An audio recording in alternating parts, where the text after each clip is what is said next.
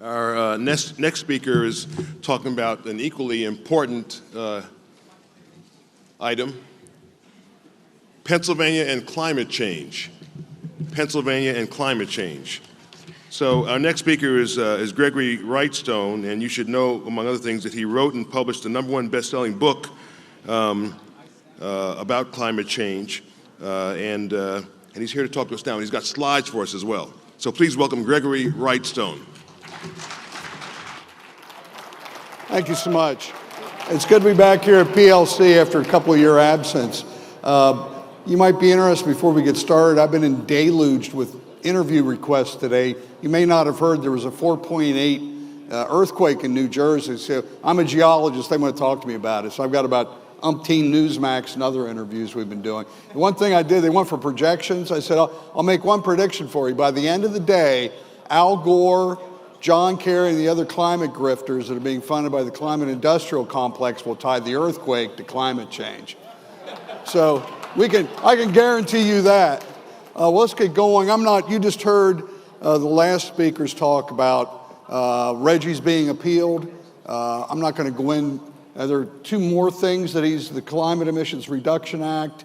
I'm not going to talk to you today about how it's going to drive up energy costs, but it will. I'm not going to talk to you about it's going to drive industry out of Pennsylvania, and it will. I'm not going to talk to you about how it's going to do anything to improve the environment, and it won't.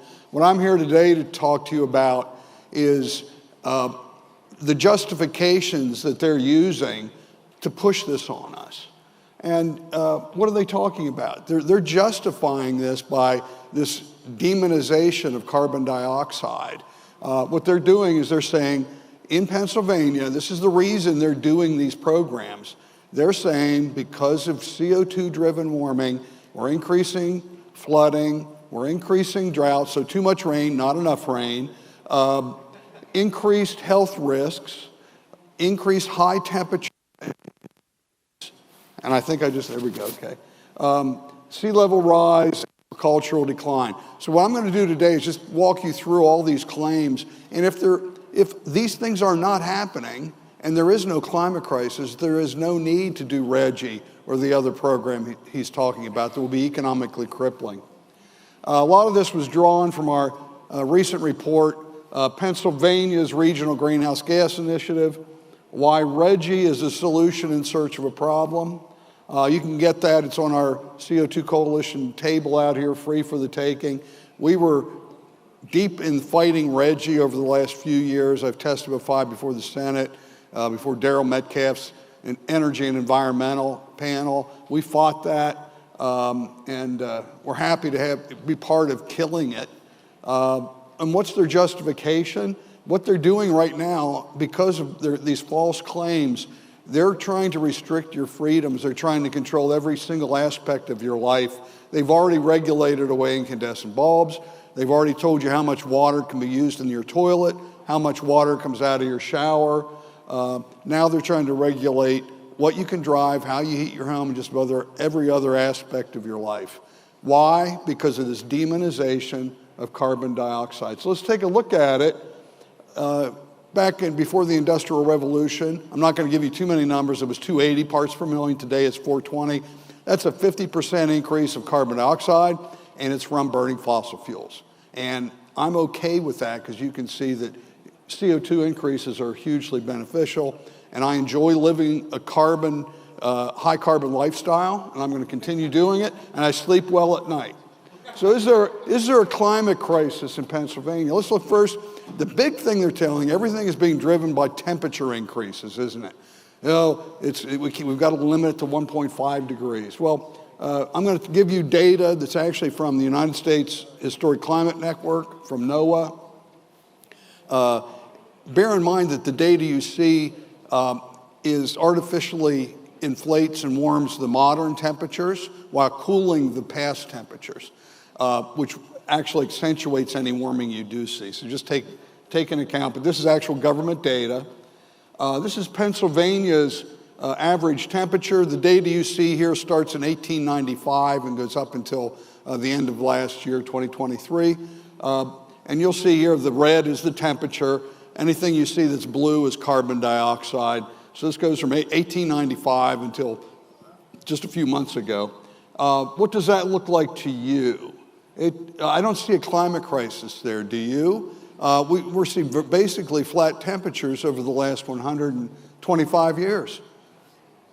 What about maximum temperatures this is Pennsylvania data specific, maximum temperatures in Pennsylvania, flat, they're not increasing, and this is why they're telling us we have to do something. We have to limit, we need to impose carbon taxes, we need to drive up your energy costs. Because of this, there is no climate crisis in Pennsylvania. The temperature's there's no huge increase. What about the heat waves? This is a chart showing Pennsylvania, the percentage of days above 100 degrees Fahrenheit. It peaked in the 1930s. 90 years ago, we saw more heat waves by far than what we have today. So we're seeing that our average temperature is not increasing wildly. Our heat waves are decreasing, actually. And so let's take a look. Heat wave fact check. It's false and misleading. The other big thing is drought. Drought's the most impactful severe weather event if you look over the last several thousand years. More people die due to drought, and has more economic impact when the big droughts hit. Okay, so this is annual precipitation in Pennsylvania, showing a modest increase in precipitation. Not quite looking like a drought. In agriculture, a little bit of extra rain is hugely beneficial, but it certainly does not back up their claims of drought, which will then affect agriculture. And this is the Palmer Drought Severity Index for Pennsylvania. The green at the top means less drought. The orange, the yellow at the bottom means more drought. Once again, this is the Palmer Drought Severity Index that's from NASA, and it's showing, again, a decrease in drought. So we've seen that heat waves, false, droughts, false. Fact check, false and misleading on droughts. So is flooding increasing in Pennsylvania? I had a chance to look at hundreds of records that we could get from different stations, and I said, well, let's just look at the key ones. So I looked at Three Rivers in Pittsburgh. This is the Ohio River flood crest per decade declining. They're claiming flat out that floods are increasing because of climate change. We see the Allegheny at Franklin, again, flood crest per decade declining. Bucks County, Pennsylvania, amount of floods per year decreasing. And so we could go through a litany of many dozens of these to see similar events. So flooding fact checked, false and misleading. So does Pennsylvania have increasing health risks due to worsening pollution? This is from the EPA. This is national air pollution. We see all the major air pollutants have been in significant decline.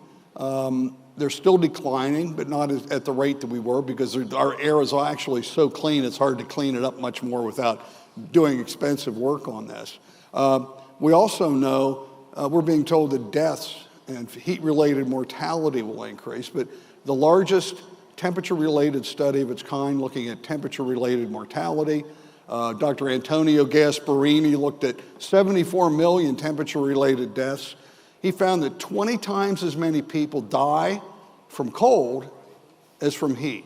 Another recent study said it was 15 times as many die from cold as to heat. So what does that tell me? Global warming would save lives. Global warming saves lives. We can state that, it just does. The number of people die due to colder, it's multiples of that due to heat. The other thing we look at, look at the air pollution is significantly better. Both our air and our water probably are cleaner today than they've been in 150 years. Think back in the 1960s, Lake Erie was a cesspool. They called it a dead lake. Nothing was virtually living there. The Three Rivers of Pittsburgh, where I just moved from, to the free state of Florida, I might add. they're holding bass. It was dead. There were some catfish, but not much else lived there. They're holding Bassmaster fishing tournaments at the Three Rivers in Pittsburgh. Lake Erie is now a wonderful hotspot for fishing. So our air is, and there's the Susquehanna over to our east here is just a wonderful case study of how a river's been increased and cleaned up over the last several years. So is agriculture in Pennsylvania declining? This is a key. This is probably the greatest benefit we've seen from modest warming and more CO2. Here it is, corn. This is corn production in black. Red is temperature. Blue is carbon dioxide. Look at that. This goes back to 1961. Corn is the #1 agricultural product in the United States and in Pennsylvania. They're marching in lockstep. It's getting warmer. There's more CO2. Warmer means longer growing seasons. Killing frosts and earlier in the spring arrive later in the fall. Carbon dioxide increases fueling plant and crop growth. It's a really, really good story. Here's another Pennsylvania corn silage. Again, breaking records year after year. And just look at at milk production. Again, breaking records year after year. This is in my new book, which you can see on our table out here. The red line is food production. This is global. The blue line is population, global population. Look at that. Our food production in the world is greatly outpacing population growth, which that's a huge, huge statement. We hear a lot of times people claiming we've got too many people. And again, this is the length of growing season in the continental United States because warming is lengthening the growing season. We've added 2 weeks to the growing season since 1900. That is really, really, really good. If you're outside here, you've got an apple orchard or a fruit orchard, what do you fear the most? Late spring killing frosts, right? Because that could just wipe you out for the year. Because of this, in a longer growing season, there are fewer you have less risk of that. Deforestation, we hear a lot about that. No, it's reforestation. We see it globally. What's happened in Pennsylvania? There's been a 5.3 increase in standing timber and forests in Pennsylvania since 1953. So much for deforestation here. And what would we do if we actually went to net zero in Pennsylvania? So I used the magic simulator here created by NASA to look at this. And if we had gone to net zero in 2010, we would avert 3/1000ths of a degree Fahrenheit by 2050 and 8/1000ths of I got to say it correctly, 8/1000ths of a degree Fahrenheit by 2100. I mean, that's way below anything we could measure. It's closer to zero than it is anything we can measure. So what they're doing is they're imposing these harmful, economically restrictive solutions that we call a solution in search of a problem. So if you've driven the turnpike over the last few years, you may have seen one of our billboards. We did this up at Newsstand, and then we had another one up out this way closer. So we say, sleep well, there is no climate crisis. And once again, I want to assure you, if you're living a high carbon lifestyle, you can sleep well. Because what we're seeing is the title of my book, my new book, is A Very Convenient Warming, How Modest Warming and More CO2 Are Benefiting Humanity. I call it the greatest untold story of the 21st century, that of a thriving Earth and a thriving of the human condition, and we should celebrate that. So thank you very much.